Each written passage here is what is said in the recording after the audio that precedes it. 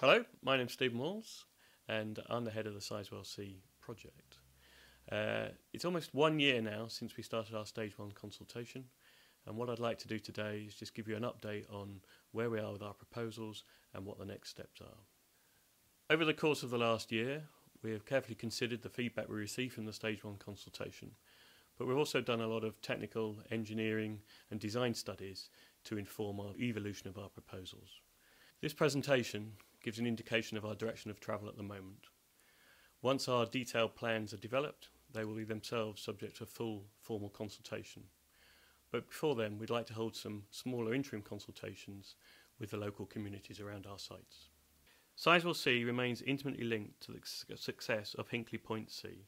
So firstly, I'd like to recap the recent news on the agreement for funding of the Hinkley Point project. On the 21st of October, we announced a comprehensive package of agreements around the Hinkley Point C project. The agreements are the key commercial terms of an investment contract for Hinkley Point C, confirmation that the project is pre-qualified for the government's infrastructure guarantee, letters of intent with equity partners, the 4 main contracts for engineering and construction, and the terms of a funded decommissioning programme for Hinkley Point C. The commercial terms include a strike price of £92.50 per megawatt hour from the date of commissioning, that is when it is built and starts generating electricity.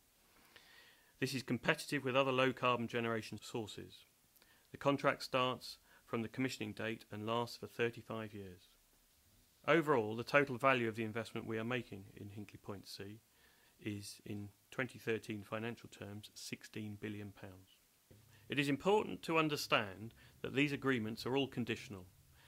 A final investment decision for all partners requires a number of further conditions to be met. These are agreement of the full investment contract, EDF Group to finalise agreements with industrial partners for equity funding and with Infrastructure UK for debt funding, and the full contract for the funded decommissioning programme, which confirms that the operator will pay for decommissioning, to be signed. There has been a lot of local interest in the potential involvement of Chinese companies, so we'll come on to that shortly.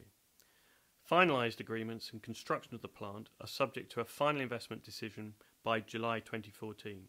Should we meet that date, we would expect to complete the commissioning of the first reactor unit at Hinkley in 2023. To confirm, a final investment decision will also need a decision from the European Commission on state aid. They will be analysing the details of the contract, the funded decommissioning programme and the Infrastructure UK arrangements.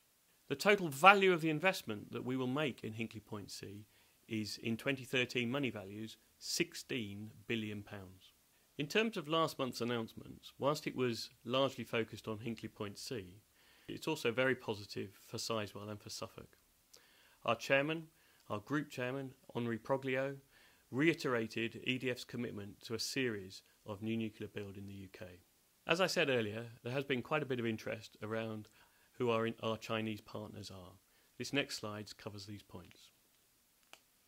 EDF Group is pleased to have worked with Chinese partners for 30 years in nuclear plant construction and operation, as well as research and development, and this includes the construction of 2 EPR reactors at Taishan.